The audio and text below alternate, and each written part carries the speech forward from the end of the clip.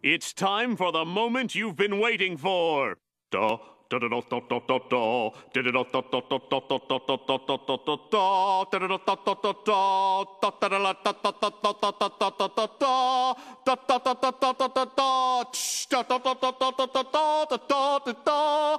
Di da di di da di di da da da da da da da da da da da da da da da da da. Di da di li da di li di da. Di da di li di da di li da di li da di li da di li da di li da di da di da di di da.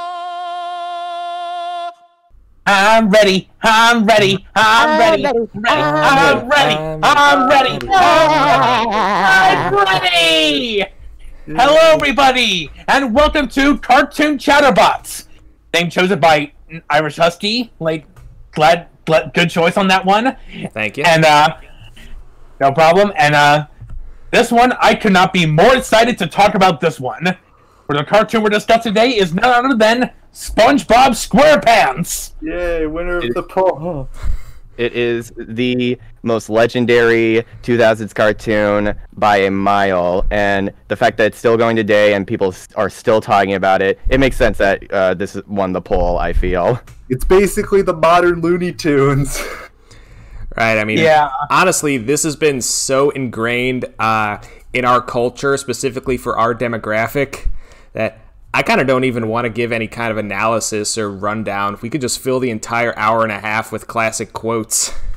Yeah. Well, I mean, honestly, that's all you really need to do, because part of the reason I feel that SpongeBob has been just like around for so long is because like the jokes are so timeless and just so universally understandable. I can rewatch the same SpongeBob episode over and over again, and like there'll still be little things like little background details or like little quips that I'll have forgotten about, and it'll feel like a new experience. Right, they talk about it being sort of rapid fire comedy. They have only 11 minutes to tell their story, so wall-to-wall jokes, so you're so busy laughing you'll miss one, and then you'll pick it up on the rewatch. Why is every 11 minutes of my life filled with misery? Cheer, it's Yeah. weird, it could be worse. Yeah, you could be bald, have a big nose. Yeah. Anyway, I do remember kind of when SpongeBob came out, but we didn't have cable at the time, so I didn't see it till I was like 7 or 8. I think the first one I saw was Club SpongeBob. That was the first one I remember seeing on TV. Is that the episode where that I just referenced, where they get Yes, lost in the wilderness? that was the one. Yes. And it was funny when we did Lord of the Flies sophomore year, because that whole plot revolves around a conch. The thing that people really, the real reason that SpongeBob has been talked about so much is because of people memeing just classic scenes that were already funny on their own, but then people like add a new context to it. Right. And so, Yeah. so one of the first ones I can think of is with this episode, where it's the part where SpongeBob and Patrick are like, "Welcome to our club, welcome to our club," they're replaced with Little Mac and Dr. Mario, and Squidward is Incineroar, and it's club for people with bad recoveries. Yeah, I use that every time someone joins a new server too. It's our D&D server, but It's perfect. yeah, but anyway, it's got to the point where basically every single line from the first 3 seasons or so has been memed. The first ever experience I ever had with SpongeBob is when we were flipping through the TV and we came across Nickelodeon, and I can't remember which episode it was. I want to say The Paper, because it was a shot of both SpongeBob and Squidward talking, and I guess from that point on, like the most watched Nicktoon during the time was Rugrats, and by the time they started showing more SpongeBob, the more I just wanted to see of that show. Yeah, And ever since then, I've been a huge lover of SpongeBob. Like, if there's anything in animation that I hold to such a high regard as much as the animated Disney films, it has to be SpongeBob SquarePants. right. SpongeBob would not only overrun the Rugrats, but it would also take its place as longest-running cable cartoon. And it's still going strong, I'm pretty sure, which I feel ties it even closer to Looney Tunes, where like it might as well last as long as the original Looney Tunes ran for at this point. Yeah, the original Looney Tunes ran for I think about 20, 30 years, started in the 40s, petered out around the 60s. Yeah. And it basically has almost as many like storyboard artists and directors for each episode as like each of those shorts did. So Right. it feels like everybody is like throwing in a little bit here, throwing in a little there, just like of their own little vision. And Right. Right. and people like even compare the storyboards of certain episodes. It's like that's how you know that somebody worked on that specific episode, and I really like stuff like that. Right. And there's also the voice actor quirks. A lot of a storyboard artist who moved down, of course, was Doug Lawrence. He's the voice of Plankton and also Chocolate. So many classic characters. Basically, every voice actor ever wanted to voice Tom because he gets to scream out chocolate. Oh, and don't forget also my leg. Fred. And Larry the Lobster. Oh yeah, Oh, Larry. really? Man, this guy's doing everything, living the Yeah. dream. Larry was a fun character. I'm sad they downplayed him so much. Yeah, he's more of a they kind of make him more of a meathead now. Yeah. Hmm. Yeah, but I always thought the Rip Pants song was kind of wrong because at no point did Larry try to put SpongeBob down. He was friendly and outgoing the whole time. Yeah, that's what I like about Larry. Like, usually these kind of characters were trying to be like jocks or bullies and stuff, but Larry's like, sure, he can like pick on like a couple people like once in a while, but like he's actually like a pretty chill and nice guy. Yeah. And then you got the episode. like and then even you got- the Living Like Larry episode, where he explicitly points out how weak SpongeBob and Patrick are. It's not like in a disparaging way. Right. Yeah, and he like goes out to try and save them. Yeah, I love that episode because he actually gives pretty good advice, and then like towards the end he's like, "I said live right to the fullest, not maim yourselves. Look," they all get injured. Yeah. Although my favorite part is when SpongeBob says, "What would Larry do?" and Larry tries to go after him, but SpongeBob like just calmly goes away on his wheelchair. I think. Yeah, Because it's funny because a lot of the things I remember about the SpongeBob are the side characters. Like everyone has an identity and a personality, and if there's an off color or have some line, you know. Yeah, like even the same my leg guy, like Fred, like he would even get his own episode, and that episode is like one of the funniest I've seen in like the whole show, in my opinion. Yeah, it was pretty great to see him get his moments. yeah, giving like newfound context as to why he actually gets injured so much. Yeah, but basically you look around, you see stuff. Basically every character has a name and personality except the anchovies, who are kind of a hive mind. Yeah, I still remember like their first episode, like how they pretty much almost destroyed the Krusty Krab. The first episode ever made. Yep. I You do know, funny appreciate. story about that one. Apparently, the Tiny Tim licensing issues were why it wasn't on the season 1 DVD. It had to wait till season 3 as a bonus feature. Oh, really? Yeah. You know how frustrating that is for a 10-year-old kid to look for it and have to go out of your way to find it on the disc? Is that the song where it's like, I'm so Living in the sunlight, loving in the moonlight. Having a wonderful time. oh. Apparently, it was a hit in the 60s. Yeah. But if it fits the scene so well, I would be so heartbroken if they had to like change it for the DVD. Like Yeah, that. and that pilot is like one of the big ones. You get all the characters, you get all the little lines, and you get SpongeBob with the Krusty Krab, and he does his thing, and it just owns the moment. Yeah, it's interesting because most like episodic comedic series like that, their first episode like things are just kind of normal and they don't really like start anything. But SpongeBob feels pretty unique because it's like there's some continuity there. Like this is the origin of how he ended up working at the Krusty Krab, and at the same time, it also established other things like his relationship with Squidward. Like immediately when he walks into the restaurant, Squidward's like, "Oh no, not SpongeBob!" And even before then, like you see how encouraging Patrick is, and you see like him that he's like a really awesome best friend, even if he's like a little dim-witted. And that's good character work there. And then they also saved another episode for Sandy too. That's true. Yeah, like something I really like about Patrick is in Tea at the Tree Dome, like even though the advice he gives is not very a good one, like just keep saying pinky out like the whole time, he does want SpongeBob to succeed, and like no matter what happens, he wants to make sure he has a good time and makes a first good impression on Sandy. Right. Like, He means well. mm-hmm. He does mean well, even if he's kind of dumb. And it's funny you bring up stuff about continuity because there's a lot of times where they get blown up or stuffed into cans or in some way where the show could not logically progress, but they always hit the reset button. And it's funny to see all those little continuity nods anyway, though. Mm-hmm. Yeah. I remember my first Krabby Patty. Yeah, the only episodes that seem to be canon are Help Wanted, Tea at the Tree Dome, Plankton, and Mermaid Man and Barnacle Boy 1.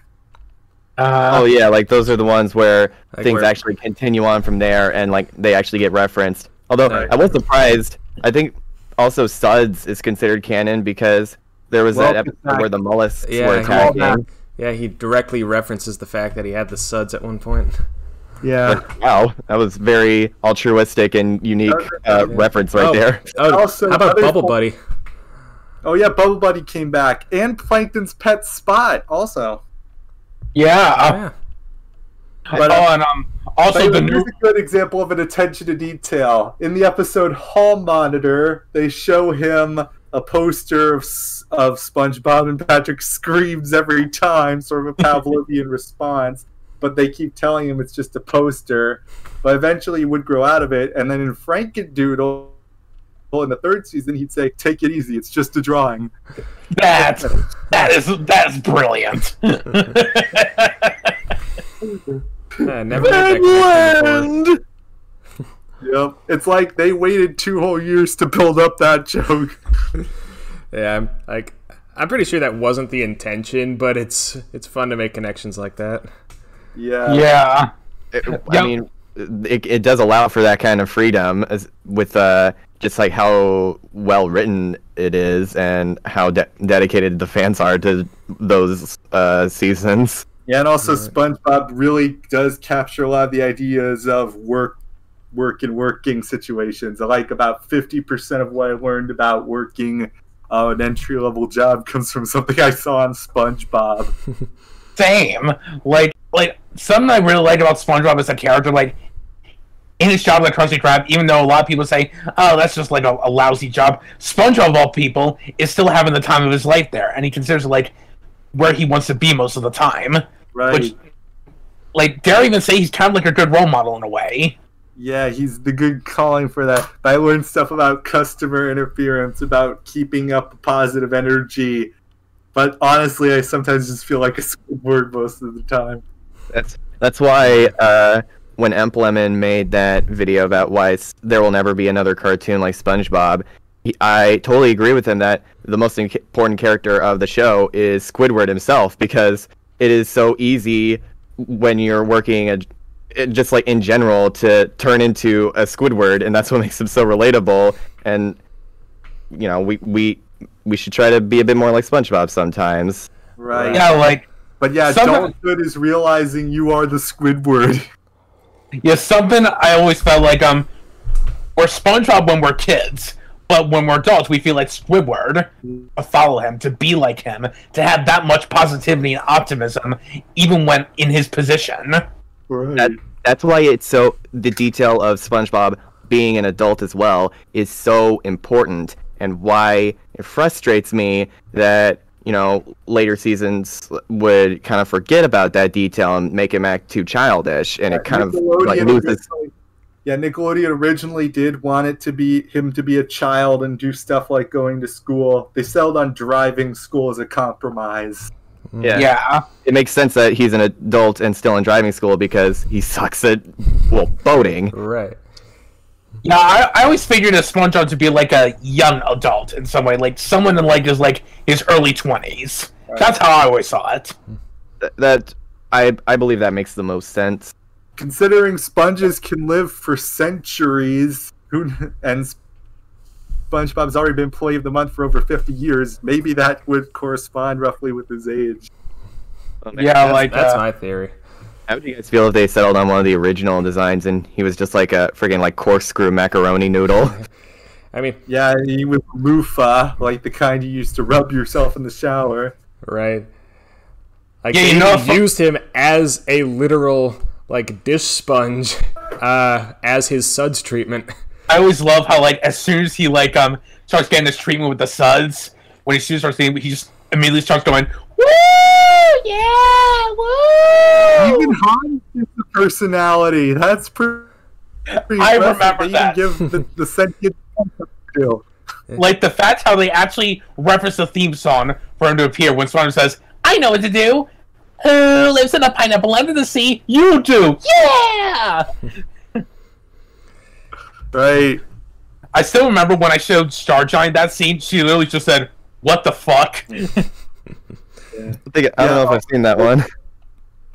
Carrick, you're a band geek. How accurate was SpongeBob's portrayal of band clothes?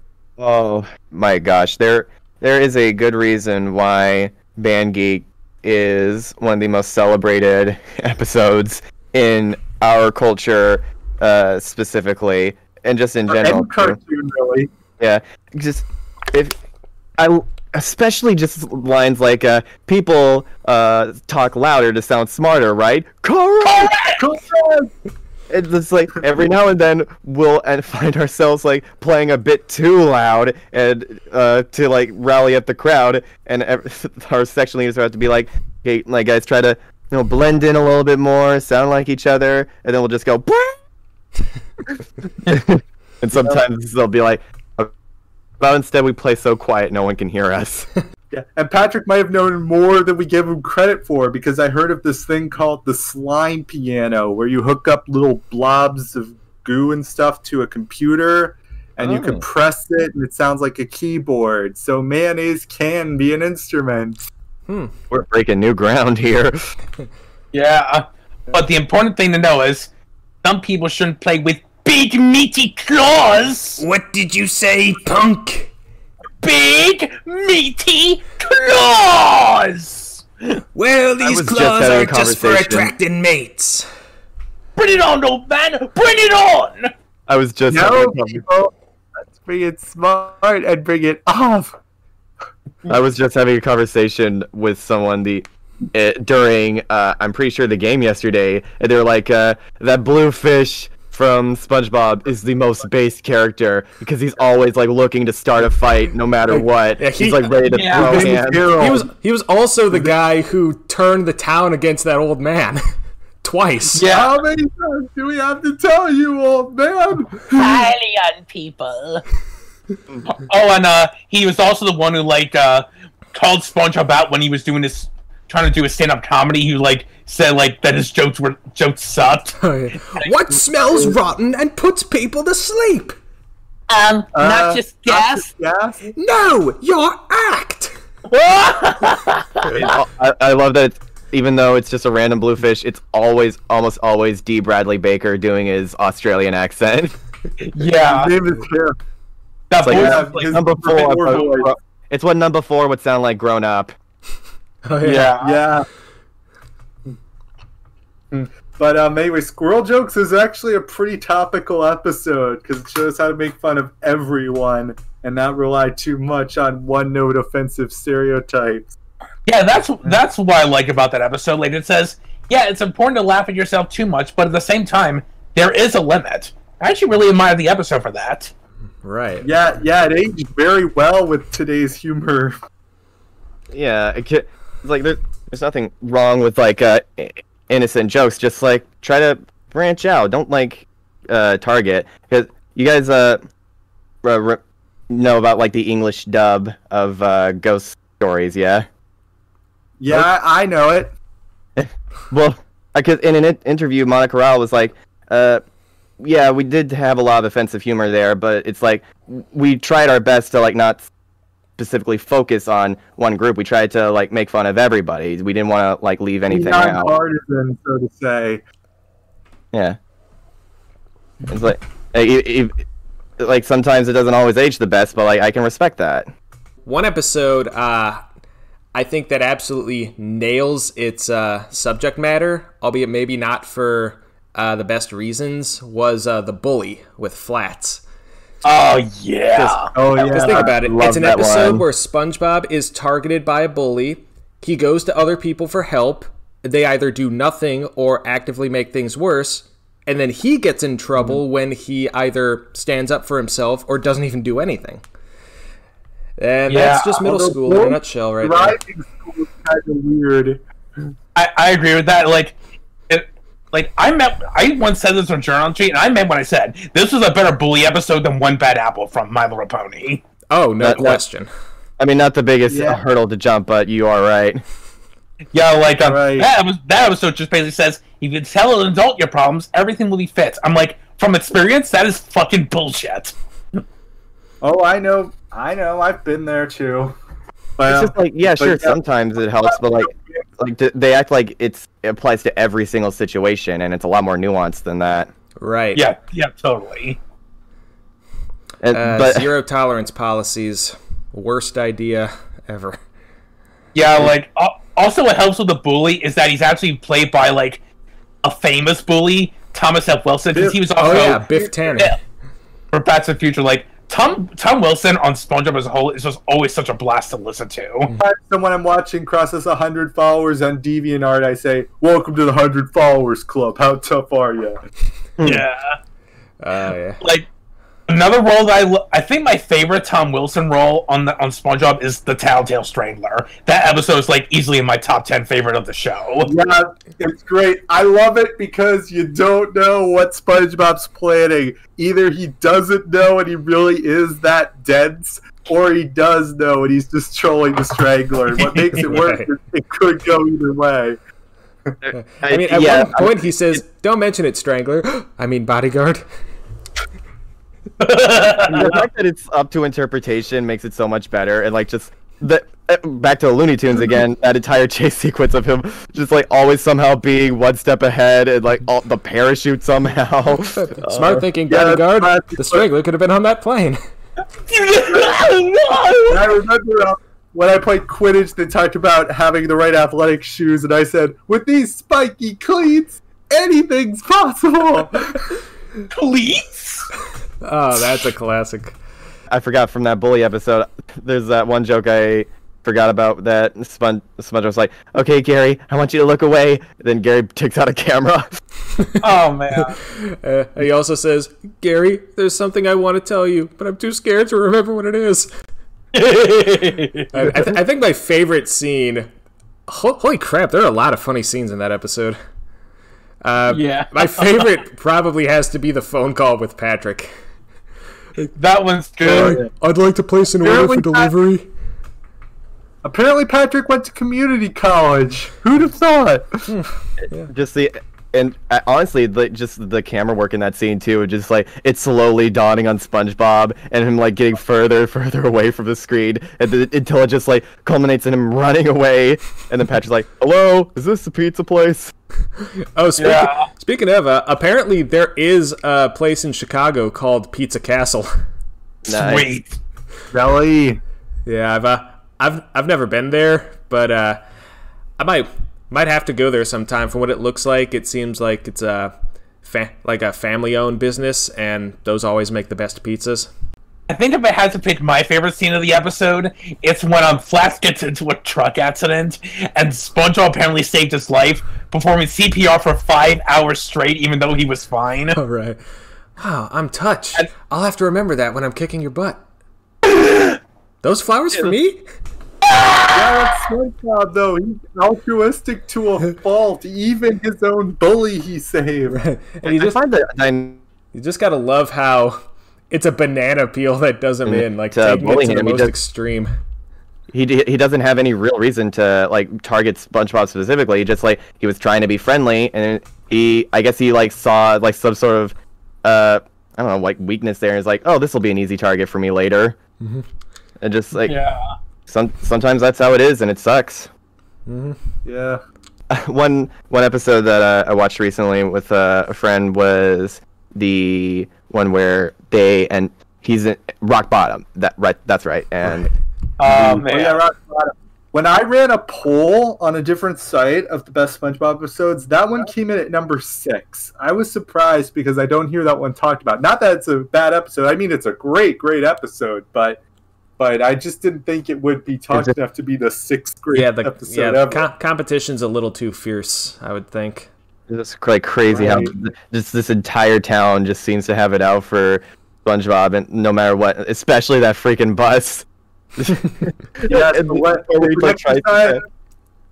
he just tries to grab the snack, but Murphy's Law.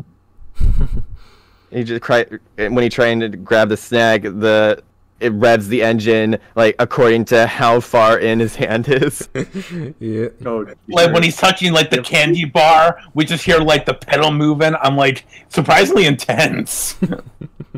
Yeah. Right.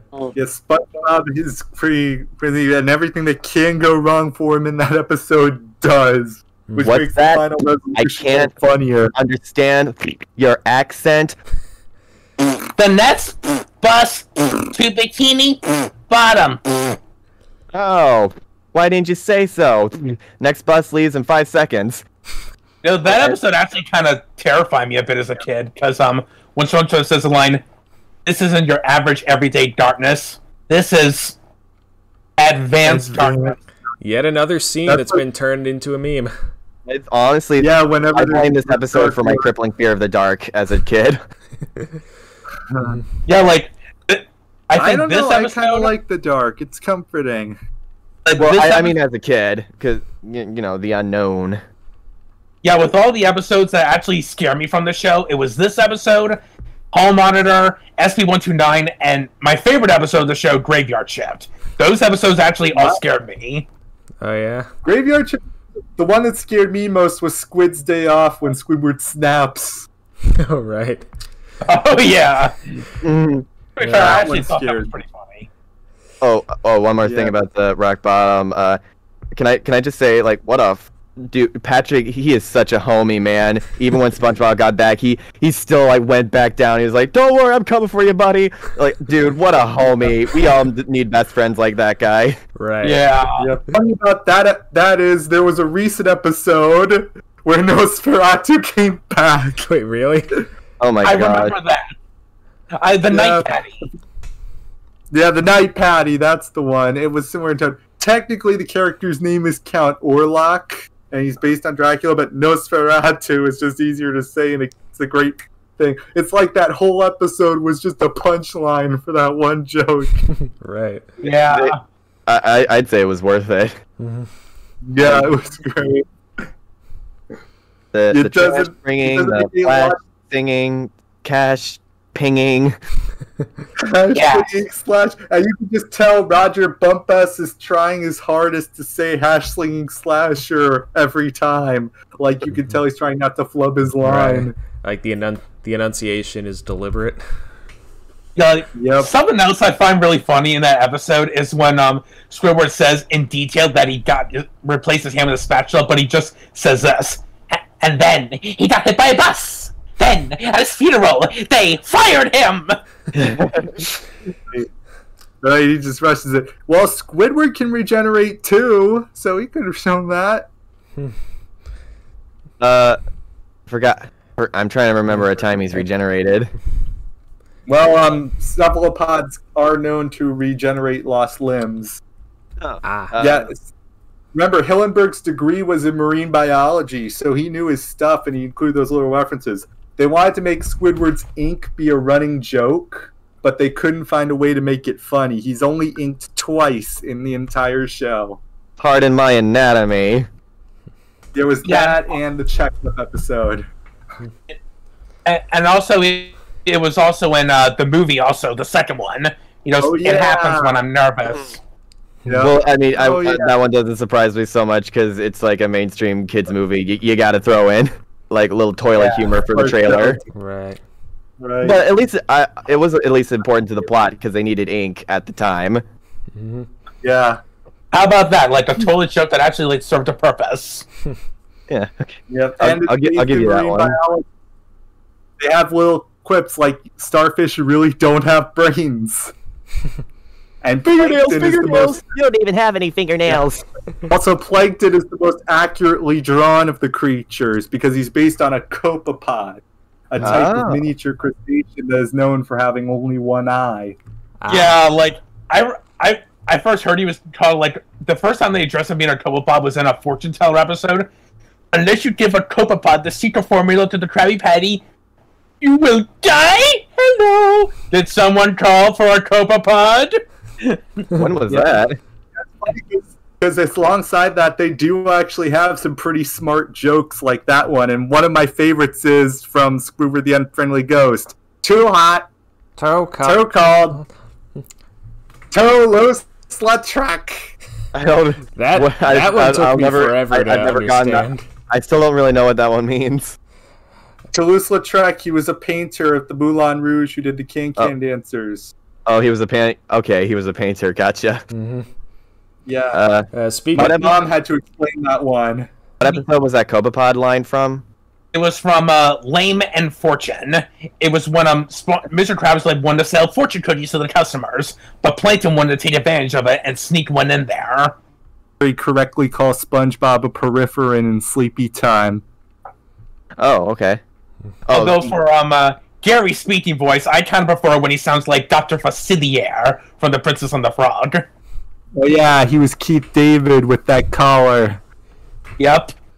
But yeah, Sleepy Time was a fun episode. I just love dream episodes because you can do whatever you want. Yeah, that episode has one of the best scenes for like a perfectly cut moment. It's when SpongeBob enters Sandy's dream and walks out of the airplane. Oh yeah. This looks neat. I wondered. Yep. And the parachute joke. But another one of my favorites is Clause 3B. The proprietor reserves the right to be unfair. From Can You Spare a Dime, right? Can you spare a dime? A lot of people who do a lot of work say that one is pretty relatable. My friends and I, we went to anti-prom. We went into the mall, and we voluntarily just decided not to go to prom. Some of us couldn't afford it, but we walked around with picket signs against prom, and someone just wrote Krusty Krab unfair. Did someone else write Krusty Krab funfair? No, it was just random stuff. But we had more fun than we would have at prom. I guarantee it. Oh yeah. Yeah, prom's nothing special. That was my Unless prom. you're explicitly hanging out with people you like hanging out with, then it's just another night on the town. My mom says that whenever we have a talk, it always seems to come back to SpongeBob. Like, I'll say, this reminds me of a SpongeBob episode. Yeah. I've even, in the past, I've even coined the term Hillenburg's Law, where any situation can be related to a SpongeBob moment. Yeah, and I talked about Hillenburg's Law of Probability, where the longer a conversation goes online, the greater the probability someone invokes a SpongeBob quote. Yep. Going back to a Squid on Strike, one of my favorite jokes is one that only made sense as I got older. It's attention, Bikini Bottom! You have been cheated and lied to! I knew it! I knew it! Similar thing with Gary comes home. It's like, so who is this Lisa person? What? Oh, yeah. But anyway, that's the thing. It's funny on a whole other level if you've actually worked in that type of environment, if you've actually been around that sort of thing. It's even funnier. Squidward, you have to come back. They won't leave me alone. All right, Mr. Krabs. It's not Nick's highest rated episode. It's not Nick's highest rated show just because kids are watching. Exactly. Also, on Squirrel on Strike, one of my favorite quotes is always going to be, "Ye Squidward, ye Squidward, ye Squidward, ye Squidward, ye Squidward, ye Squidward." Yeah, we talked about the good stuff, but how are we going to acknowledge season 6 through 8? The dark time? SpongeBob had a rough transition to the 2010s. Yeah, he got better. He got better. He got a lot better as time went on. That's true. He got better. It was like the birthday blowout was like an apologia for Truth or Square, where we all got gypped. Yeah, like Birthday Blowout is honestly my second favorite episode of the whole show. Like, I loved it that much. I actually watched that earlier today in preparation for this. Oh, what'd you think of it? Loved the writing, and I loved the cameos. Yeah. And I'd say, the ending was genuinely heartwarming. not gonna lie, I actually got a little emotional when Patchy and SpongeBob actually met for the first time. Right. Yeah. Like they've been building up to it for years. It's like the episode that he's finally going to get his driver's license. Yeah. I feel like if he actually does, it would be like an hour-long feature-length special. Right. I mean, there was an episode from like either season 6 or 7 where he did get his driver's license, but then it ended on like the biggest cop-out move I've ever seen. I hated that. Screamed at I the hated television that. when I watched it. I was like, there was no tugboat. We saw a full. Yeah, it's like we saw a full shot of the boat turn around by itself. Like, there was no tugboat and- in frame And at all. are we really supposed to believe that he just forgot everything that he had crammed for the night before after it was relevant to him? Actually, on second thought, that makes a whole lot of sense. Nah. I I've read think if they had the- leaned more into that commentary and actually went back to previous scenes where all the facts he was saying was complete BS, I would have liked it a little bit more. But I don't know. I did like the Hardy Siemens laugh, though. That part did make me laugh. Oh my gosh, he even has the Hardy Siemens laugh. He has been doing his homework. I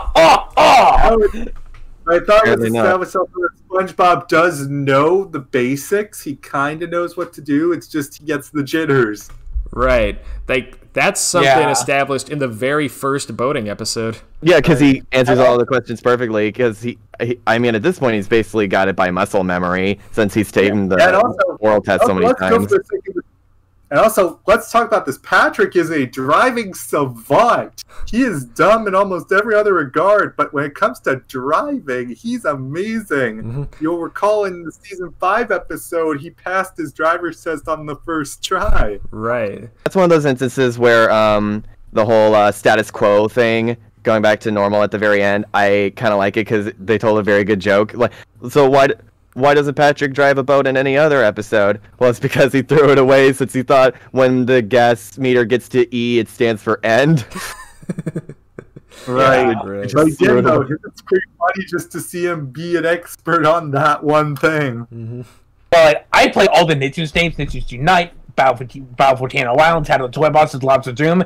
In Attack of the Toy Bots, there's a credit sequence where SpongeBob and Patrick are on a boat, and Patrick's the one who's driving. I'm like, even as a kid, I like that little detail that Patrick's the one driving and not SpongeBob. Yep. Maybe if it was a sandwich, it would have helped.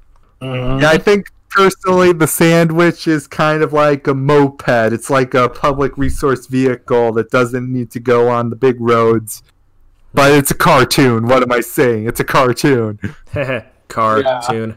Yeah, that makes the line funnier. It's like, we know, but the movie calls for it, so let's just roll with it. Right. Well, to be, boys, mustard or ketchup? Did you guys know I was working on the SpongeBob movie Reanimated? Really? That's Really? right, I you was- were. Yeah, I was dismissed from the project because of new management, and I wasn't apparently up to their standards. But I had fun. I gave my little one scene, and it was fine. Yeah. Which I scene liked was it? that. We paid $9 for this. I paid 10. Oh, God. There are only lines in that movie. That's Oh my true. gosh, you're right. That is really weird to think about.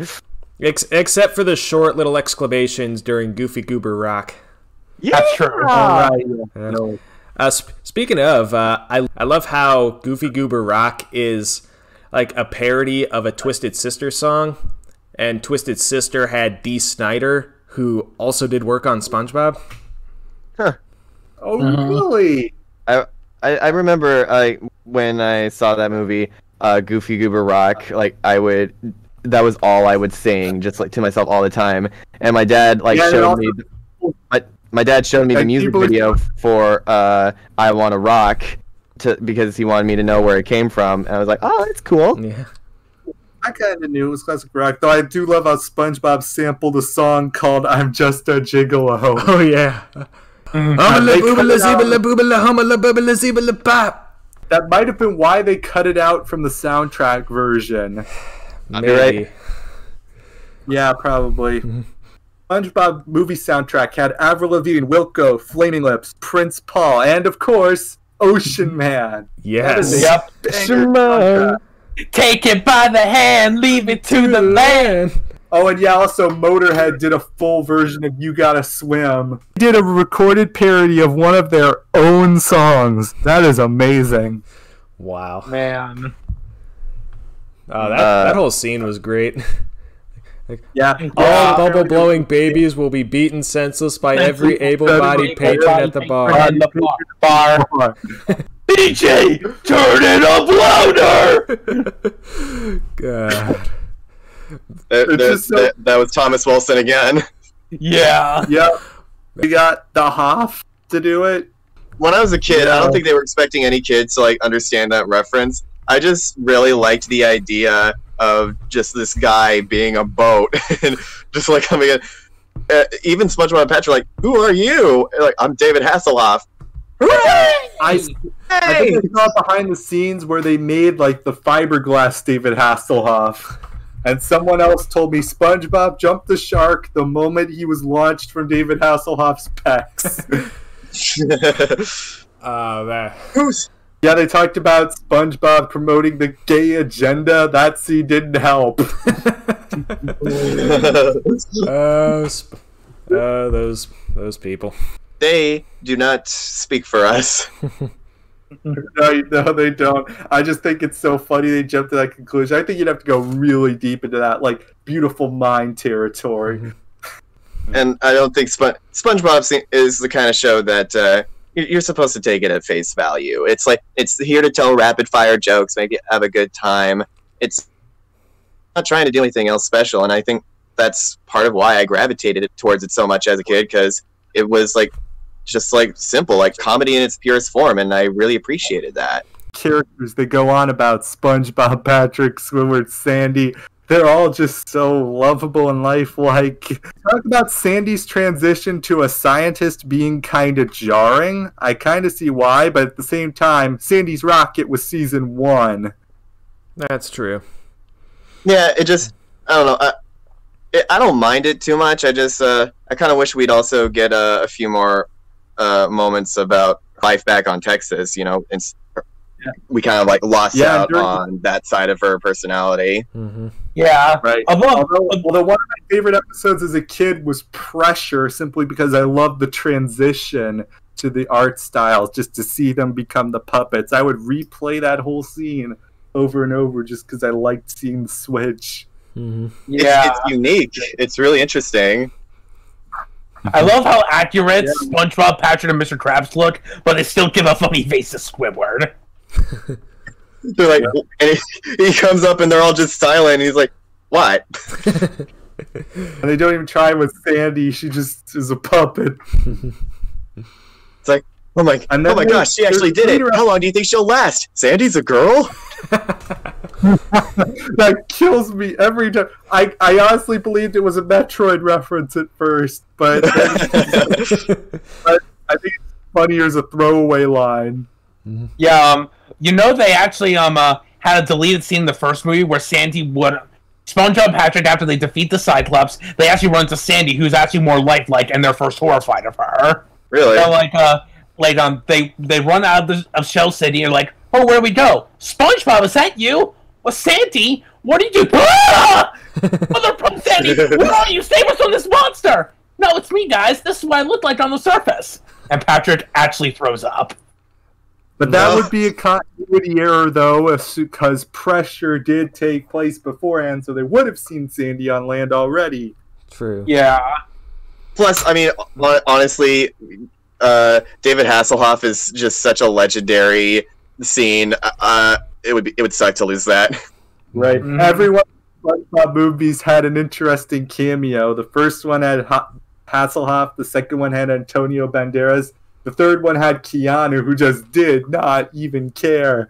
Man, like, when you waste Keanu Reeves, like, you're in trouble. Like, even as someone who will defend the newer seasons to no end, like the newer 2015 onward seasons, this movie was a disaster.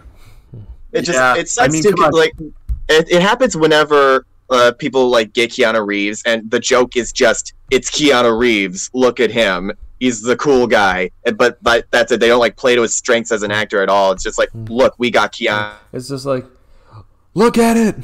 Look at it. Heck, I'm doing this. Like, how do you take someone like Keanu Reeves? I'm like, oh, Keanu Reeves, what am I going to see him do? But every time he shows up in this movie, I want to, like, punch my fist through the screen. The movie was basically just a backdoor pilot for Camp Coral. Okay. At least when they got David Bowie for Atlantis SquarePants, they gave him like a major role. It's funny you bring that up because I just watched Labyrinth last night, and when I heard him singing, I was thinking about Atlantis SquarePants, so I was like, man, it's really weird that he didn't sing anything in that episode, and yet here he is singing in this movie. Like, there are a couple things I want to bring up about David Bowie. Like, two things, though. First off, like, I know a lot of people are mad that he didn't sing, but then again, Idina Menzel didn't sing in Enchanted, and she was actually cool with that. Second, like, I actually heard that when David Bowie sung a duet with Bing Crosby, at Little Drummer Boy, Peace on Earth, David Bowie was actually first like, nah, Bing Crosby, like, I don't remember that, like, old-timey guy, but when he was heard that he wanted to be on SpongeBob, he said, I landed the holy grail of animation kids. So, like, I'm going to repeat that again. Bing Crosby? Nah, I don't want to work with that guy. SpongeBob, sign me up. That's basically what he was saying. Wow. Yeah, he was a good sport about the whole thing, but SpongeBob really lucked out with their guest stars. They had him, they had Bob Barker, they had Ernest Borgnine and Tim Conway, they had... oh, man, like, God rest their soul. They had Johnny Knoxville. And a lot of the times the guest stars actually work because they build the character around them. I wonder if they're ever going to do another like Mermaid Man and Barnacle Boy episode. They've done 2 with them as the characters, but Mermaid Man and Barnacle Boy are essentially retired from the show. But they have the spirit intact. And honestly, I think that's probably for the best. Yeah, I was actually talking to this with Starjohn the other day, and she brought up something that SpongeBob and Patrick, like, when they dressed up as Mermaid and Barnacle Boy, it could be tentatively carrying on their legacy, which I'm like, that actually is a really good idea. I'm like, and I'm all for it. Yeah, they don't say in canon they died, but that's like the best way to honor it. And Ernest Borgnine also was a good sport about SpongeBob. For a career spanning 50 years, including an Oscar, he was always happy to do the voice. Yeah, like, he even, like, talked about, like, on how much this meant to him as kids. Because, like, when he was introduced to kids, like, they didn't even know who he was. But then he said, I was Mermaid Man, and all the kids went crazy about it. And he even said that he even did the evil for them, and they just got a kick out of it. I'm like, that is so sweet. Yeah. Mm-hmm. It's him! It really is him! It might be funny, but my favorite of the Mermaid Barnacle Boys is actually number 6, because it came out after, despite coming after 1 to 5, because I shot a short film with friends in high school, and we did have a similar experience. So seeing Mermaid Man and Barnacle Boy live that experience is pretty funny. Yeah. Yeah. I left the cap on the lens to make sure it wouldn't lose it. If I had to pick my favorite Mermaid Man and Barnacle Boy episode, it would have to be number 5.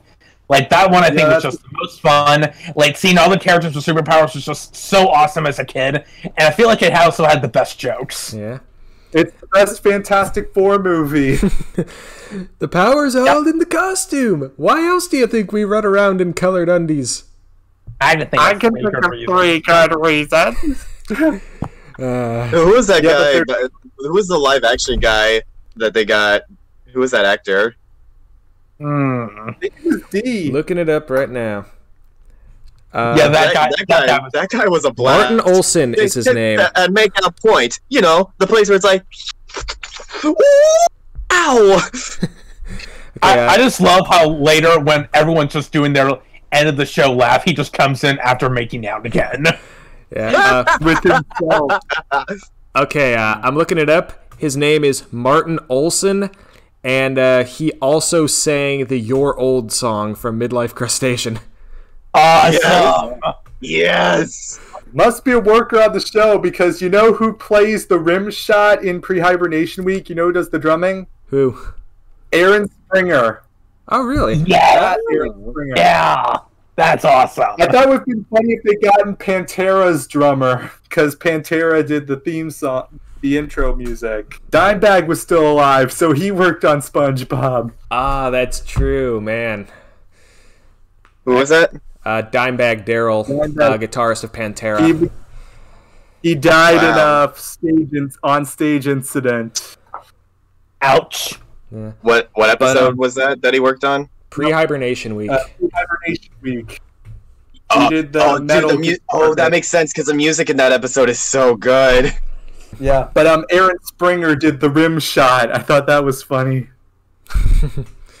Wait, who played the imported music from Krusty Love? You know, the scuba diver at the piano. Who was that? Oh, I'd have to look it up. But you know who has the voices? Who does the lip movement for the painting at the beginning? His lips are Hillenburg himself. Oh, okay. Like I know the voice was Patrick Penny.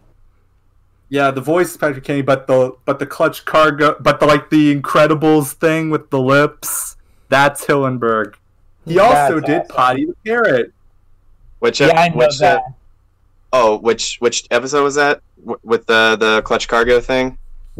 Every episode, paint the pirate with the face. Okay. Do you think he also did it for the moment where it's like they're going to hire actors? Probably. I don't know. That's pretty funny. I do know. But yeah, Hillenburg also did Potty. Yeah, and then it was taken over by Paul Tibbett, and then later by Mr. Lawrence. Yeah. Ah, cool. Yeah, they have a sense of camaraderie over there. Tibbett, Lawrence, Waller. Wait, you can tell they love this. Was Hillenburg the voice of Potty or the puppeteer? The voice. I think it was both. So was he the guy who fell from the ceiling in Christmas Who? Maybe. I'm trying my best to find out now. I wasn't able to find anything about the imported pianist, unfortunately. Oh. Right. Also, I kind of relate to Potty the Parrot. Cookie dough is one of my big weaknesses. Nah. There's a reason why that's an ice cream. But the Christmas special is pretty unique. They went for a totally original story. They made something about a town that never had Christmas and had the sensible world building. Yeah, I remember as a kid, I actually didn't think that much of it, but it really got better as an adult, in my opinion. Because, it's just these characters finding out what Christmas really is, and, it actually ends on, a very heartfelt note. I think Jonathan Silsby is the puppeteer for Potty in that episode. Okay. Yeah, in the end of Christmas Island, they're going to Christmas Island, which is a real place, notable for its onset of crabs. Is that where they filmed the crab rave? I think so. Was that live action footage, but with animated crabs? I think so. Yeah. I wonder if there's a video of that, but with Mr. Krab superimposed somewhere, doing his robot dance from Krabborg. I was thinking of the little crabs from Sponge BC. Oh, right. Money. And also, funny thing for that episode too, Horizon Zero Dawn was inspired by When Worlds Collide. Sweet. That game has robots and cavemen. Complete. Wow. You can run, but you can hide. Yeah, and I think Bill Fagerbakke does the live action KV too. Yeah, it is. Yeah. I even recognized that as a kid. Mm-hmm. Yeah, it's him doing the live action and the voice, although he's obviously lip syncing. And Tom Kenny really had a live devotion to playing Patchy too. Right. Yeah. In the television version of the musical, he was Patchy and never told anyone. Really? Yeah. He was also the voiceover for the narrator, naturally. Mm-hmm. Man, it helps that he's got such good range, and it was a legitimately good costume. I probably wouldn't have known it was him, even if I knew what Tom Kenny looked like at the time. Right, man. And also for Gary, he comes up with a different meow every episode. That's the mark of a great actor. No. to take something as simple as a meow and turning it into a different spin every time. That's dedication. So, like, recycled is what, yeah. Right, they don't just use the same clip. I wonder if the same thing applies to Perry the Platypus. Do you think he does a different, like, thing every time? I'd have to listen in closer to hear differences, but yeah, I'll never forget Bradley Baker. I'll never forget the first time we saw Tom Kenny on the show when King Neptune peeped on him in the shower. That was such a weird cameo, but it's hilarious. Your reward shall be grand. Behold! Just what a non sequitur. Kyle Hurley did a great Neptune, but I love the line, certainly you with your prodigious girth would know who is the spatula fit to serve the royal palate. I love that, just the way he says prodigious girth. Thanks, I work out. What a roundabout way of saying ripped. Yeah. Going back to Larry, I love how even though King Neptune claims that he pulled the spatula, Larry just says, "Nope, that was SpongeBob." No, it was that guy over there. He's like, "That's even funnier the second time." Yeah. Hypothesis where the Neptune in the show is Neptune the 14th, and then his successor in the movie is Neptune the 15th. Yeah. And then we get another Neptune, right, in the third movie. Except he goes by Poseidon, the Greek name. Oh, okay. That just brings up more questions. Yeah, that just raises more questions. Yeah, that was a nice little character moment for Larry the Lobster. But then we get an episode where he tries to eat worms alive. Yeah. Baby worms have protein. Raw protein. Oh, I guess maybe might as well talk about.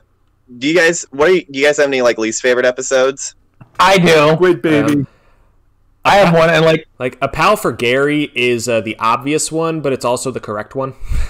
I kind of got into the episode a little bit before, but I mean, come on. When you have a graboid holding Gary, there's no logical reason to blame Gary. I mean, I'll give it credit. It subverted expectations, because I've seen episodes like that where it's like, oh my god, I was a jerk this whole time. But they just kept running with it. Respect, I guess.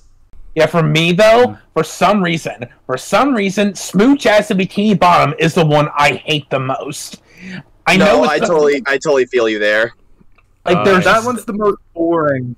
That was the most boring. But I kind of hated Squid Baby because it was just gross. And I'm someone who actually likes Spongehenge, but Squid Baby was just kind of gross. It's just so creepy because it's a grown man in a diaper the whole time. And head trauma doesn't do that to ya. Big baby boom boom itis. That's not what itis means. Actually, it's head go boom boom itis. I don't remember the exact words. Yeah, we spent 5 years kind of writing on the show, but I think it was mostly a combination of apathy and preparing, and all the team preparing for the second movie that made those bad episodes stand out. We got a few good ones though, like Two Faces of Squidward and Hello Bikini Bottom and Krusty Crushers. Actually, Krusty Crushers. Mm-hmm. There's also the Sandcastles episode. That's a classic one. Squidward and Clarinet Land. I remember liking that one. Yeah, one that I also really liked was one called Evil Spatula, which is pretty much like a done right version of the first ever SpongeBob episode. I actively hated All That Glitters, but this was a much better version and a lot funnier too. Oh yeah, that's right. I'm like, SpongeBob, you have a spatula with port and starboard attachments. This should be no problem for you. Another one I really liked was the abrasive side. Oh yeah, that was pretty cool. Yeah, going back into the sponge biology there. I also really like Earworm because I know the feeling of getting a catchy song stuck in your head. That is an infectious one. It's almost as bad as Catchy Song from the second Lego movie. Oh, but there's also the one where they put all they replace Mr. Krab's mattress. Oh yeah. That is a very, very good one. And also a pretty great commentary on like health insurance too. Right. By the end of it, they kick him out of the hospital. Yeah. He just falls into a coma because he loses his money under the mattress, which you're not supposed to stuff it, by the way. What? Haven't you ever heard of a bank? No! You're supposed to say, no, that's a joke. A lot of people don't trust the bank, so they stuff the money under the mattress. But really, you can't grow your funds if you just stuff it there. The money will actually lose value. Not put it in investment. What makes that episode work for me, though, is that it's another one where like a lot of Squidward is like, you know, the butt monkey of a lot of stuff, but he actually deserves it, you know, because he tries to take credit for the gift, and like he tries to get SpongeBob and Patrick in danger a lot. He committed outright eco-terrorism for the jellyfish episode. Which jellyfish one? The jellyfish jelly one.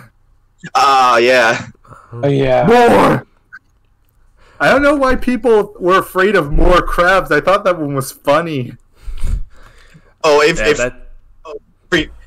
freaked me out as a kid, but like I like it now. Yeah, that's one of those all-time iconic faces, up there with Squidward's unsure face from Just One Bite. For one split second, almost subliminally, you see a very deformed Mr. Krabs, and it's just hilarious because you're trying to process what you're seeing. It's like Tyler Durden Fight Club type subliminal. Mm-hmm. It's very flapjack. Nobody knows that they saw it, but they did. Yep, that's exactly how I felt with the more crabs. And that became probably the most used meme face in YouTube poops. Right. Although I will say I do appreciate SpongeBob's face whenever from the dancing episode, and it's like, "Who put you on the planet?" And Squilliam repeats it at the end. Yeah, that's a callback. Squilliam's also a pretty character because he thinks he's big and he thinks he's got stuff, but we never actually see him capitalize. For all we know, he could just be a washout. Mm-hmm. Yeah, like if anything, what he said in Squilliam Returns could be true.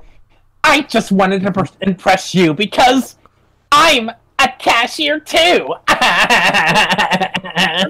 Is that true? Of course not. I'm filthy, stinking rich. Although it is pretty much confirmed in that in the house episode where he's giving a tour of his house, and so Squidward challenges him, like he tries to make his house like super house fancy. That's what it's called. Yep. Yeah, it's the toenail. It's the toenail episode. Yeah. That episode has that is one of my favorite visual gags. Where they show Squilliam's house, and at first it just looks like Squidward's. And they keep showing more and more of it. Yeah. And he and you just love the way that the host is almost like aroused by the completely useless gilded doorknob on the wall. Might I turn it, please? Oh, lovely. Right, but anyway, I actually like House Fancy. The toenail scene, you can easily overlook it. It's really short. But I like it because it's one of those episodes where Squidward wins. He actually, despite all the torment, he actually wins the episode. Right. It's so rare. That's why other episodes I'm pretty sure that's why other episodes like Band Geeks are so celebrated too, because we actually get a pretty victorious moment. Yeah, he suffers, he grinds, he goes through the hardship, but he still wins. Because it gives us hope, you know? And that's why I think the Krusty Krab the pizza delivery episode is also one of my all-time favorites as well. Episode they've done because the facial expressions are so on point, but it is one of the most cathartic endings, especially if you've worked in the food service or any kind of service where you have to deal with really crappy customers. I can't imagine how good that felt for people. Right, but in television terms, we call that a bottle episode, where it's just two voices in general just trying to go off with it. But they don't make it boring. They make the dialogue work, and they actually have really good twists, like The Rock. The pioneers used to ride these babies for miles, and it's in great shape. I like how they established that SpongeBob sometimes has the answers, like, for example, the rock with the moss, but also sometimes doesn't, like when he was trying to hitchhike. Oh, yeah. Ration, breakdancers! I love how Squidward playing the spoons was also a meme for a brief amount of time. Like that just random shot of him just going. And that guy at the end who got mad at the drink, he got shamed so hard that he had to change his skin tone. No, I think it's Tom. Yeah, Tom. Yeah, and SpongeBob was not fooled by that because later in the season he pulled a prank on him with a drink. It was a harmless prank, but he never forgot. You what? Oh, by the way, that was an interesting point you brought up earlier, Wes, about it being a bottle episode. Because with animation, it's kind of a little harder to classify something as a bottle episode, I feel. But I think like when you're saying it's specifically like most of the time it's just two people playing off of each other, like a very limited cast. I think that kind of counts, like kind of like the bank episode from Family Guy. It doesn't necessarily have to be just one environment. It doesn't. It can just be two people. Apparent Reef Blower is well known for being completely silent. There's conflicting stories. Either they didn't have a cast or the equipment broke. But that one's for being silent. Yeah. And the Reef Blowers would make another return in Squidville. Oh, dude, Squidville has a bunch of memes now that I think about it. Like Patrick talking to the fire hydrant or the TV, like falling, and Patrick like, I want to change this channel, and Squidward like going through the daily routine and getting fed up with it. Yep. They're like this Vegetable, only smarter. So we've been talking about like episodes from between the old good era that were bad. What are some episodes from the past era that you don't like? There's actually two, in my opinion. Oh, I forgot to mention earlier when I asked what our least favorite episodes are. My least favorite episode is Yours, Mine, and Mine. I cannot believe they managed to make one character just like so unbelievably hateable, and I don't think any other cartoon episode comes close to it with how much they did that. It was crazy. Right. Yeah. That was a tough one to get through. Like, I feel like it had to have been on purpose. Like, surely they knew what they were doing. Although, anyway, for the first three seasons, you were saying, if there were two episodes that I didn't like from the golden age of SpongeBob, it would have to be Grandma's Kisses and Dumped. Those are the only episodes that I didn't like. Yeah. Oh yeah, Dumped was kind of boring. That one just went on. Yeah, I'm with you on Grandma's Kisses. That's one that I just never really cared for. Like although I do like what it's trying to teach, like you don't need to be a baby in order to get love from your family. I'm like, that's actually a nice lesson. The one that kills it is Patrick. But it does have one of the greatest memes ever. No, you must acquire a taste for freeform jazz. Yeah, I tell that to all my friends. I tell that to all my friends when I get them into Flying Lotus. I don't know. I feel like it could have been a good commentary on toxic masculinity, like with the whole town like making fun of SpongeBob. But I don't know. They kind of dropped the ball, especially towards the end too. Like they're all just like They're just like being like really creepy and just watching him like from outside the house. Like, what the heck, guys? Like, do you have nothing else to do? Yeah, right. Like, though on Grandma's Kisses, like, isn't me or is like the really bad naughty version on YouTube actually more fun to watch? That was one of the first like adult videos I've ever seen. Like, I haven't seen that one. Oh my god, I have not seen it either. It is like raunchy as hell, but it is funny. But he is funny as shit. Yep. Yeah. Speaking of inappropriate stuff in SpongeBob, I've heard conflicting reports on if an uncensored sailor mouth actually exists. Tom Kenny apparently said they did actually swear at a con, but in an official book he later said, nah, we didn't. We just did placeholders and stuff. Aw. I want to hear that uncensored version. Yeah, just do your imagination. I'm pretty sure Dolphin Chirp is clearly meant to be the F-bomb because if you read the lips and you go and you hear some of the early startings, you can clearly hear an F sound. Right. Don't you mean your imagination? Oh, yes, of course. But that episode really works because of the craziness and the way they go with the censoring. Just the humorous censors. Yeah. When I was a kid, I would rewatch that part where SpongeBob and Patrick are telling on Mr. Krabs so many times because I thought the sound effects were so funny. And then I love how that episode ends with Old Man Jenkins and his jalopy. That sounds like one of the censors. Yeah. But was that Clancy Brown as the grandma? No. That was Paul Tibbets. Oh, okay. Because eventually they would hire a woman to voice her later. Irwin. But either way, it's funny. Though I don't get why Midlife Crustacean got banned. They had it on for 20 years. Yeah, I love that episode. That episode was funny. That was a fun one. Yeah, my mom said also the panty raid is such an outdated concept. Nobody might even know what it is. So that's probably how they let it slide. I mean, maybe that's why it got banned. On the subject of mothers, what are some episodes that you and your family hold close? Because one that me and my mom personally love and that we all always quote together is New Student Starfish. Oh, right. Yeah, this is the show that brings families together. I remember my mom got into it. She was just flipping, and the first episode she watched just happened to be Man Geeks, so that was the big one. Good one. But there's two in my house. Whenever we're having an appointment, we do Rock My Bivalve and say 6 o'clock. 6 o'clock. 6 o'clock.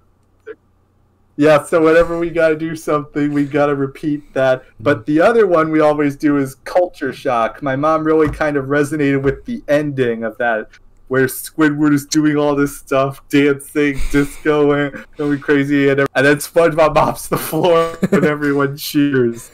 That's kind of the running joke in my family. Mop the floor, and we talk about Squidward getting screwed over in his own church. It's like, it's funny because it's true. They did a variation of that when Byleth was announced for Smash, and Squidward was represented by Byleth, and then SpongeBob was represented by Cuphead. Who was a costume, not even a fighter. But everybody made such a big deal. Squidward, imagine being overshadowed at your own talent show. And then, of course, there's that funny line that took me years to get. Our first act is proof that nepotism is alive and well. That whole scene introducing Pearl, first time I watched that in years, I was just rolling on the floor. So put your friends together for...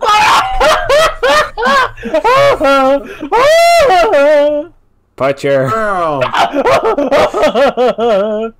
Put... Pearl! Yeah, what made the show work was it being so relatable and so easily portrayable. Did you know they remade the Great Snail Race to have it be about the console wars? It was pretty funny. I saw that one. Really? Yes. Nelly was PS3, Gary was Xbox, and Rocky was the Switch, I think. He was Nintendo. I know a lot of people don't really like Great Snail Race. I can see why, but at the same time, I just laugh at too many moments to have any ill will towards it. Yeah. Plus, it also helps that Sandy comes in right at the last minute to beat the crap out of SpongeBob. Right. It's for the ladies. It's for the sexist comment he made at the beginning. Right. I call you a lady to humiliate and demean you. It's a motivational tool we coaches use. I don't know why, but I think I'm gonna kick SpongeBob's butt tomorrow. But what's funny is Rocky apparently crosses the finish line, but Squidward walked on the track too, so Patrick technically won without having to do anything, yet Rocky still somehow won. Right. Oh, do you think maybe Rocky was? Do you think maybe he was represented by the Wii? Maybe. Yeah, he was. But yeah, they portrayed the. Yeah, that makes a lot of sense actually, because during that time it was always like, do you have an Xbox, bro? No, on PS3. Yeah. But then Wii just casually has over 100 million units. Yep. Although, in my opinion, the funniest joke in that episode is this one, and I'm happy to be here. Seriously, I'm just a fan. I was on my way to my seat, and the door was open. Hey, what are you doing here? Yeah, in the joke video, the fan was represented by Ubisoft. But it's crazy how they were having console wars and they made it almost a 1-to-1 recreation. I saw this one very simple YouTube poop where, when they go down to the mayor, that fan's face was superimposed onto the mayor, and they just repeated his line.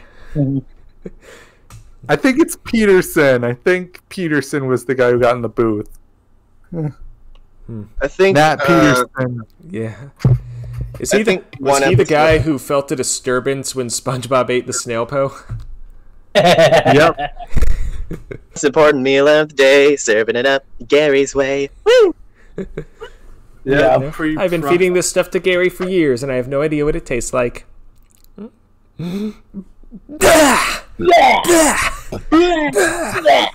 Although one thing I should say is I'm very annoyed how I can remember entire episodes of SpongeBob verbatim, but I can't remember things like math problems. Same. Yeah. I think one of the earlier episodes I've always had trouble getting into is I'm with Idiot. I'm with Stupid. I'm with Stupid, yeah. That's my brother's favorite because it's just so much randomness going on. It was my dad's favorite.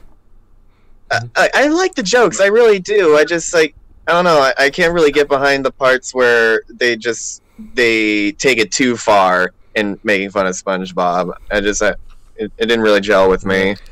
Although this episode has one of my dad's favorite jokes. So I've always known that when it comes to brightness, you're about a 3 watt. This guy, he's a damp match and a wet cave. Yep. But the post-second movie era, that's had some pretty interesting ones. Oh, yeah. It's a new brand of humor. It's hit or miss, but the hits are pretty good. I agree. I will say, I have seen a few episodes, and ones I have seen, they're all right. It's not entirely, for me. Sometimes it can get a bit just, too... I think there's such a thing as too absurd. I like absurdism, but that's it. Yeah, I've also been noticing we've been getting less SpongeBob in SpongeBob in season. I do 1 like to that. 3.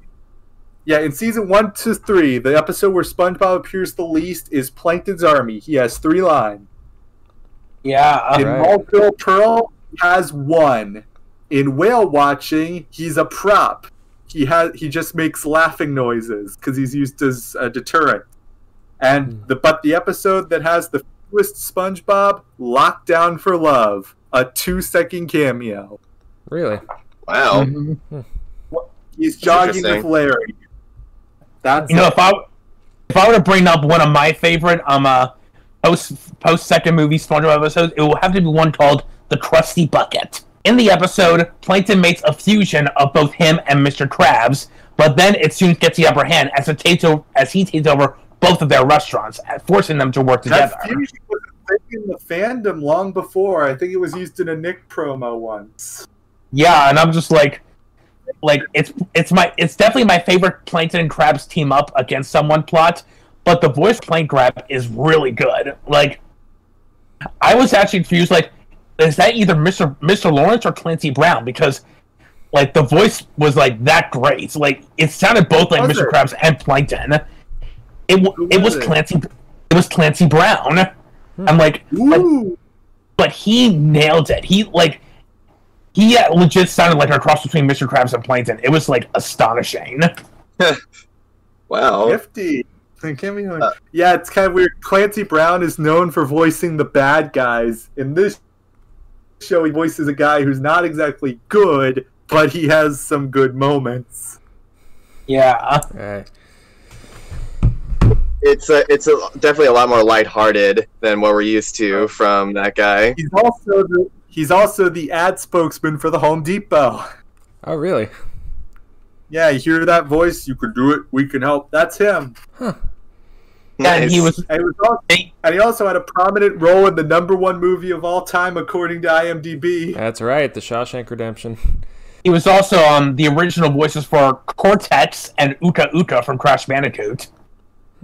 Yeah, he's in everything. He was in Lost. He was in Highlander. He was in Buckaroo Banzai. He was in American Dragon. For all you modern gamers out there, he's Hank in Detroit Become Human.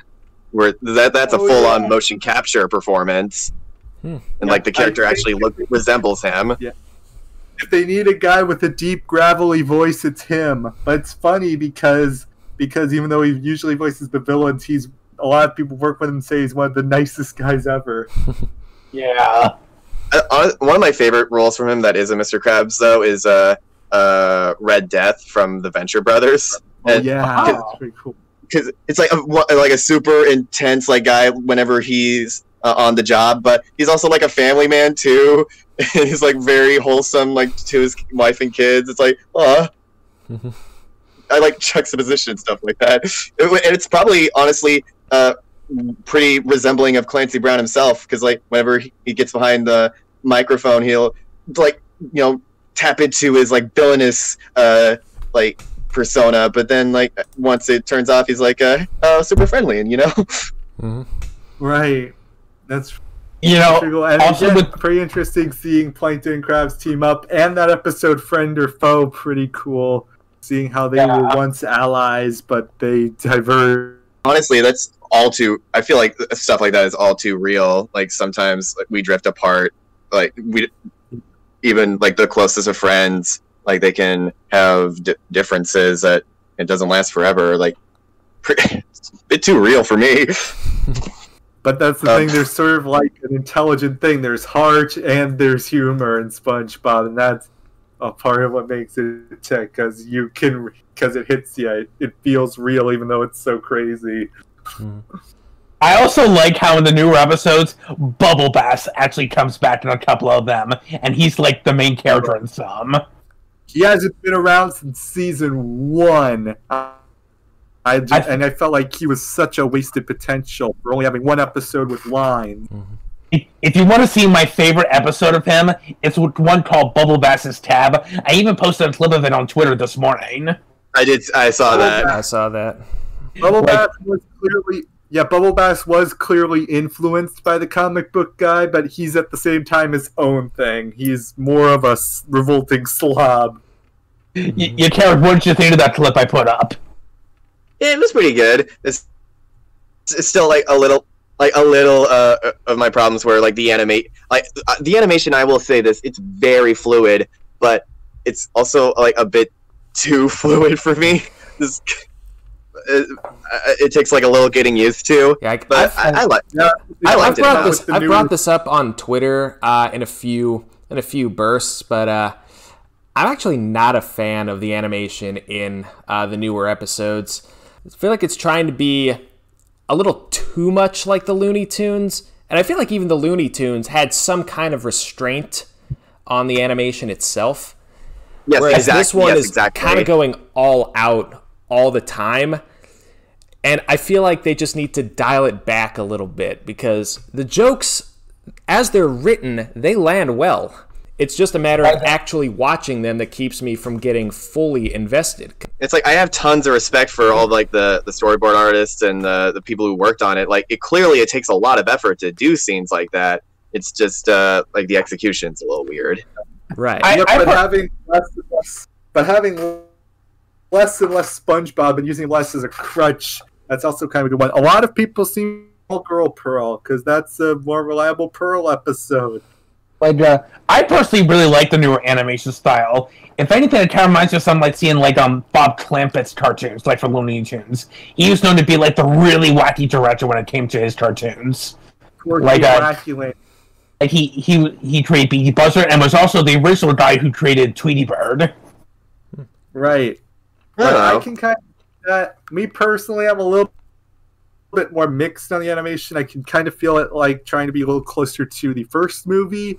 It works sometimes, but not every time. It kind of is offset by episodes like Mimic Madness, which embrace the absurdity and just go crazy for it, and Feral Friends, which I also really like, because that also goes off the wall for the absurdity. Yeah, like Star Giant actually pointed this out. She said, "Now this is kind of like We're Back, a dinosaur story, because like of the animals going, like the sea creatures going back to like a more primitive state." That's kind of what I'm like. Oh yeah, like that is a good point. I'm like, and I'm surprised she even mentioned We're Back, a dinosaur story. I'm like, that's fascinating. Yeah. I also kind of thought it was just kind of influenced by werewolves. And also, that episode made it canon that Mr. Krabs and Mrs. Puff are still dating. Like, they brought it back. Even though there was that one episode where, like, Mrs. Puff had to work for the Krusty Krab, and they basically destroyed all continuity about them ever dating with that. Yeah. Right, but maybe it was just a temporary thing. Yeah, although there was another episode where Mr. Krabs and Mrs. Puff were dating. Like, however, when Mrs. Puff gets spooked, Mr. Krabs says, "What a woman!" And Mrs. Puff says, "Oh, Eugene." Every time I hear that, my bones shake. Oh.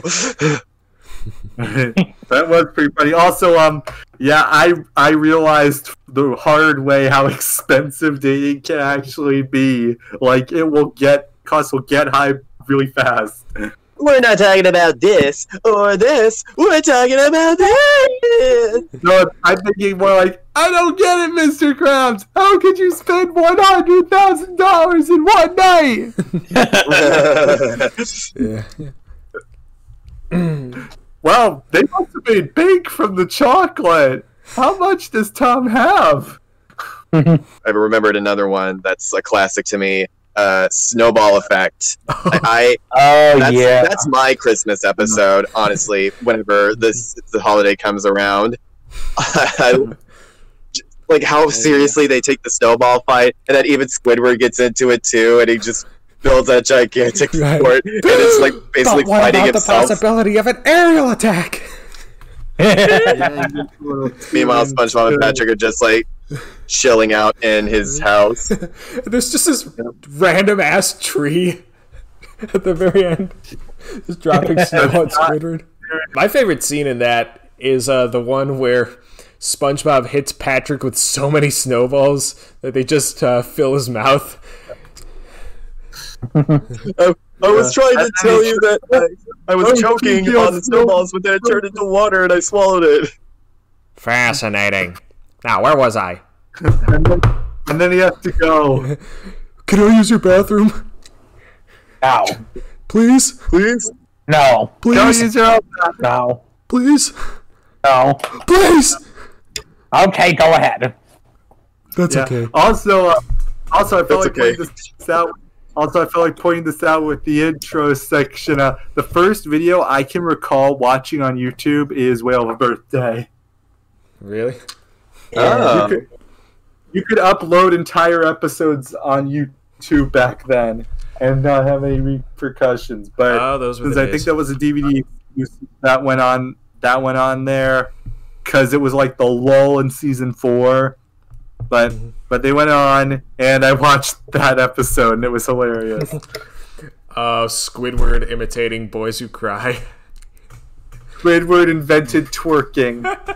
I need foreplay when I cry. Yeah. That's awesome. Right. I know. And going back to Patrick with his bathroom jokes, one of the best jokes in House Fancy is when he obliterates Squidward's toilet to the point where it's begging for death. And it comes alive. Yeah, I freaking love that so much. I remember when me and my mom first saw that episode, we were pretty much just cracking up when that toilet just came alive. My brother used to say that to me all the time. We were dying at that moment. Oh man, oh no! And that voice, the way the voice actor just gets so into it. God, yeah, love it. By the way, how did your mom react to the toenail thing? Yeah, What it about was. the toenail thing? I was How just did asking your mom Jackson, how did your mom react to the toenail thing? Oh, like, she cringed, but like we didn't think it was the worst thing ever. Like we just like let it slide. Like even when people brought up saying like, "Oh, the toenail seal is awful," I'm like, it was short. I'm like, it wasn't that big of a deal. I mean, I remember Like first time seeing this with my brothers. My youngest brother at the time, I think, was 7. And when we got to that scene, like we all like visibly cringed. And every time we would watch SpongeBob, whenever that scene came up, he would beg us to change the channel. Like during the modern era, like from 2013 to like I think 2014 or 15 or something, maybe a bit overblown, at least in my opinion. What do you guys think? Also, they had a weird obsession with ripping people's faces off in season 6. Oh yeah, that's right. The splinter. Well, and That's the one Krusty Krusty, sandcastles in the sand, and a lot of other stuff had just ripping faces off. Yeah, It was really weird. Yeah. I remember. They- I mean, they- Squid they- on they- Strike also had SpongeBob's face get ripped off at one point. Actually, his Yeah. face got ripped off 3 times in a row, and It we was- saw different parts of his anatomy. Right. Right. Yeah, roller cowers, though, always used to piss me off, because I'm like, they're invertebrates! They should not have spines! the spine, whenever something happens with a spine, that hits a bit too close to home for me since I've had scoliosis surgery. Oof. But anyway, they lose. By the way, I got a little bit more into a SpongeBob canon than any rational human being should. I haven't said trying to make sense of SpongeBob and your head will explode. But I'm like, it was established in canon that you guys are invertebrates. You'll be fine. Right.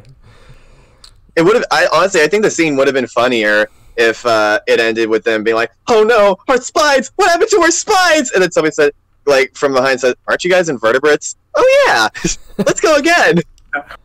That would have been funny. fun here. The episode itself is all right, but that part used to piss me off. Yeah. Maybe I should stop asking people to smell me. And the way the ice cream just talks.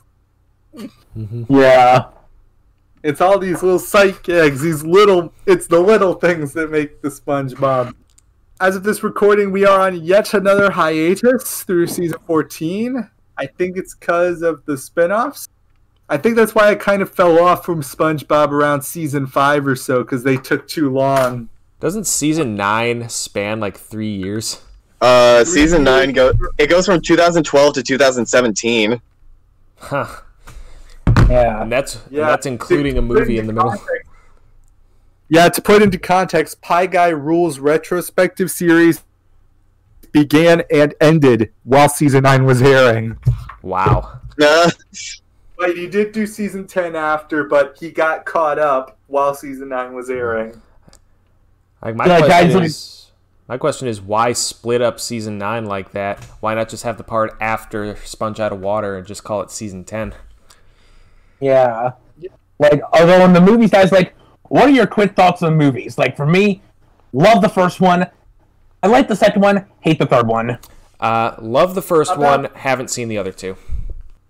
Love the first one. I think I constantly debate on whether I like the second one more or not, because it feels a bit more SpongeBob to me, even if it's not as like emotional as the first one. It's still like just the comedy and the better use of characters. Like I like that more in the unique animation styles. Still haven't seen the third one, and I'm not sure if I want to. You're not missing much. Although I think for the marketing, though, the second SpongeBob movie screwed themselves by spoiling basically the entire third act.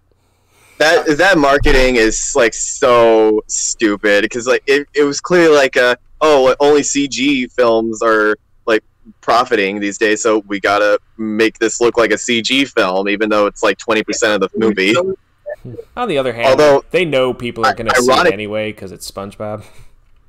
Ironically, though, by specifically focusing on that part, it made everything else in the movie a complete surprise, because I didn't know how far the Mad Max stuff would go, or like I didn't realize that SpongeBob and Plankton would be like teaming up for a good majority of it, or like anything with that dolphin character. Like all that was completely hidden. Yeah. Right. So yeah, I guess there's a bright side to that. I kind of like the first one more because it felt like it had a more coherent plot. It had a 3-act structure. The second one was just more like a series of vignettes. I also like how the first one says there's nothing wrong with being a big kid at heart. Like, that's a message I actually really like. It's really comical. And also, I like Goofy Goober Rock better than I Wanna Rock. Me too. Yeah, me too. I'm pretty sure I said that to my dad when he showed me the original video, too. It's like, sorry, Dad, but I still prefer the SpongeBob version, because even though it completely comes out of nowhere and had, like, no foreshadowing before whatsoever, it's just so glorious and amazing that you kind of ignore it. Yeah, and the performance is great. It's great.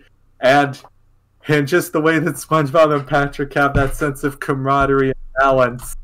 I don't know how many of you saw the musical. I saw it live, and it was pretty good. For those of you complaining about the lack of Sandy, she's a major player in it, which I appreciated. The one thing I was skeptical on the musical was how the costumes would work. But they really did show it all out. They just basically made humanized versions, and it was great. Yeah, like I saw it too. Like I saw it live. Like the first seeing the SpongeBob SquarePants musical was the first time I've ever been to New York City. Oh, That must have made a good first impression. You bet it did. Like I got to do like almost everything I wanted to do there. I saw a SpongeBob movie with Star Giant. Like she took me there, and like it was awesome. We went to McDonald's. There's like I think there's like 1,000 McDonald's there. We also, I think we also like took a picture to where they showed the Lion King regularly, which was like such a friggin' blast. Then we saw yeah, I know, and we also went to the giant M&M store, which is like the Willy Wonka of M&Ms in my opinion. And then we went to a Disney store, which I think had a Ferris wheel. I'm not really sure. Yeah, they used to have a Toys R Us there that had a Ferris wheel and a dinosaur, but I don't know that one really went. But yeah, I saw SpongeBob in Morgantown. It was the touring company, and it was pretty fun because the set pieces are all artificially constructed. It's like you're playing in the basement with your brothers. And that sort of adds to the whimsy and the atmosphere of it. And the orchestration, because they had one guy write a different song every time. They had Plain White Tees, Aerosmith, Jonathan Colton, They Might Be Giants. They all contributed. But there was a guy holding it together, so it sounded more cohesive. That was pretty nice. Yeah. I have listened to the soundtrack. I do plan on watching the Pro Shot eventually. I really like the songs, especially I'm not a loser. It's not a loser. I don't They Might Be Giants. That's by They Might Be Giants. Yep. Oh, You could honestly just make a whole musical out of They Might Be Giants stuff.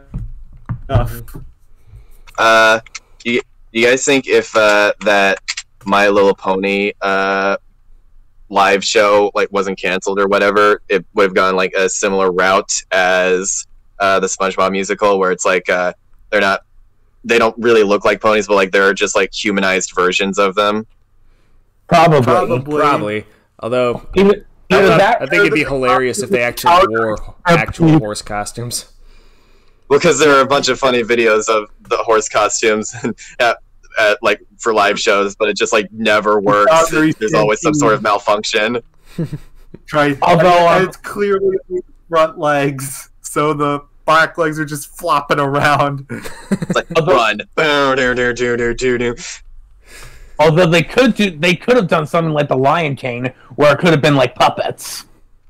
Yeah, probably. Or combined puppetry and costume. That I can see working. Yeah. That would be good. Why was that show canceled? Was it COVID? Was it the show? I think ending? it was just. I think it was just COVID. Honestly, Wait, what? it might have just been poor timing, and like now that G5 is coming around, they were like, "There's no people don't really want more G4 stuff now that we're on to G5. It's not bankable anymore."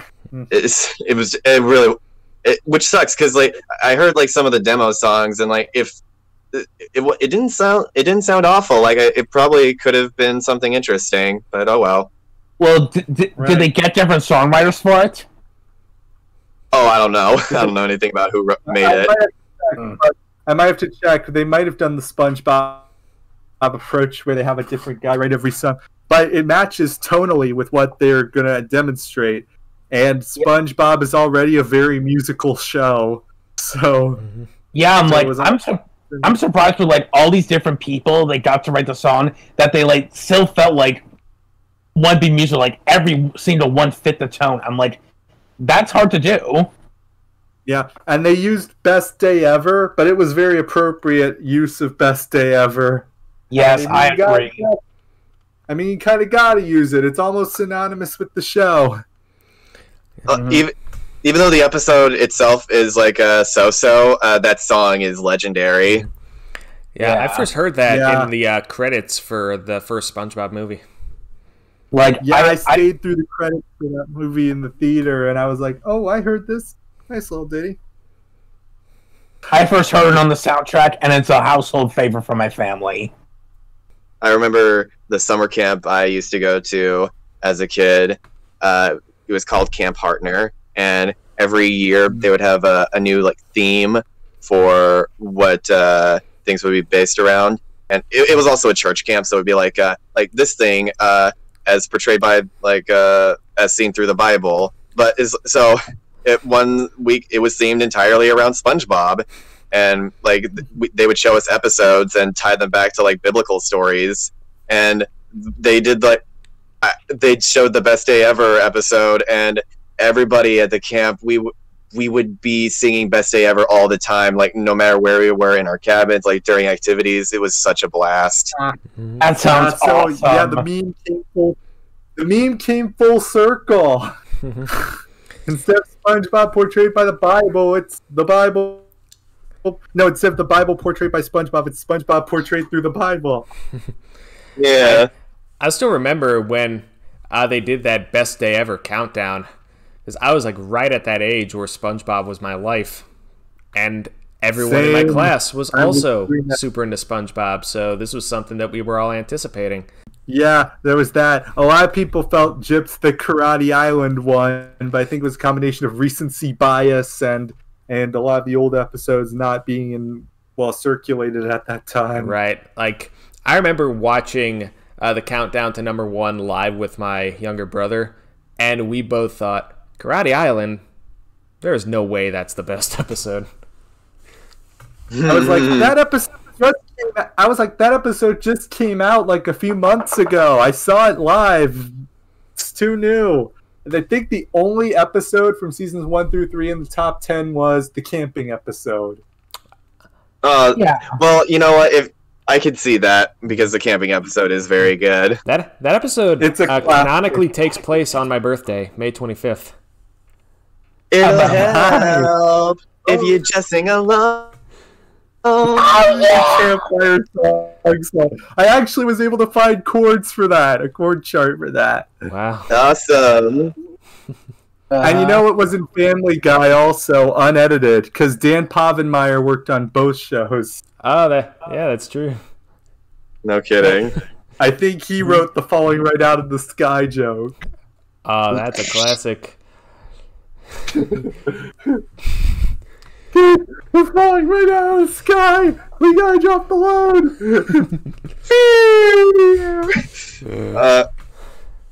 Oh, you know what? I'm surprised we haven't talked about Wet Painters yet. That's probably in my top 5 episodes ever. Yeah, that one's a Careful, classic. SpongeBob! Careful, SpongeBob! SpongeBob, careful! Careful, SpongeBob! Careful, SpongeBob! Careful, SpongeBob! Careful, SpongeBob! Actually, the list That is- Oh. Now it's my turn! Say about careful SpongeBob. My sister often says that whenever she's doing something like carefully, or like whenever me and Mom are doing that. I saw this one video that looped "Careful SpongeBob" for like a full minute, but it wasn't like a perfect loop. It was like all the different iterations just rearranged so that it's not too repetitive. What is this, Family Guy? Yeah, exactly what I was thinking. And then it ends with Patrick using the axe on like full volume. That's great. Oh, I love it. I think we've been running a little long. Do we want to wrap it up here? Well, honestly, I feel at this point I feel like we could split this into another podcast because there's still other episodes we haven't talked about. I think we should end this one just like going through like a few of our favorite episodes, as we always do. Right. Well, Wet Painters is definitely one of mine. Another one is Krusty Krab training video because it is such a unique format that has never really been replicated before, and it makes it so unique compared to anything else. And when I was a kid, I legitimately thought that my TV was broken or something, and that the broadcast like went weird because like, no, what's the secret formula? What is it? Yeah. It's also good if you're watching it on DVD through the Play All episodes, because they cut to black and then it just segues right into SpongeBob's house party. Like, you just cut to black and then boom, next title card. Yeah. Oh no, someone's going to get fired because they edited the episode wrong. I mean, that's also how SpongeBob's birthday blowout ended. Yeah, that's right. Oh, and chocolate with nuts is also an obvious one, I believe. Of course. That's my all-time fave. And it's so infinitely quotable. My brother and I can quote that episode word for word without skipping a beat. Mm-hmm. I was born with glass bones and paper skin. Every morning I break my legs, and every afternoon I break my arms. RG3's life story. And you know what? I think My Pretty Seahorse is also an underrated one as well. Because I actually feel really bad for SpongeBob in that one, where he's like he has to cope with like that. Oh, I can't keep this guy. Like he's like he belongs in the nature. Mm-hmm. And when we get to like the obvious scene where it's like, "Go on, can't you see I don't watch you anymore?" It's Patrick, and he just walks away.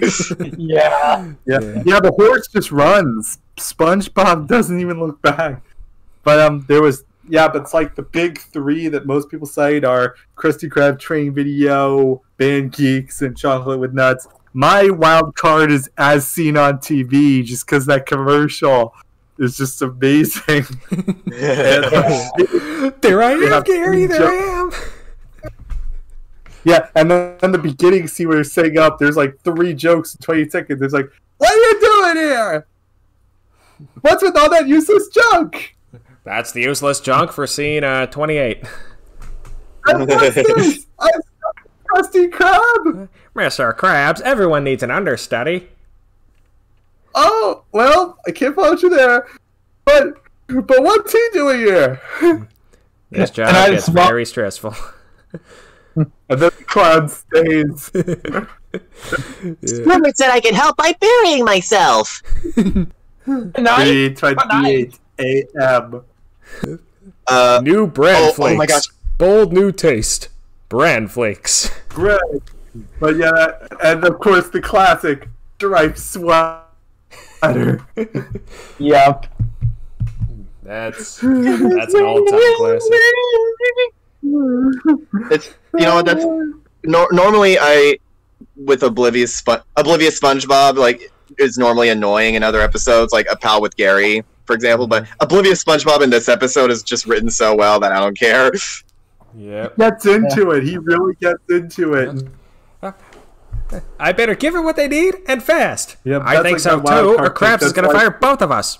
On second thought, keep him waiting. And that face just seals the deal. Yeah, like Snapping his fingers.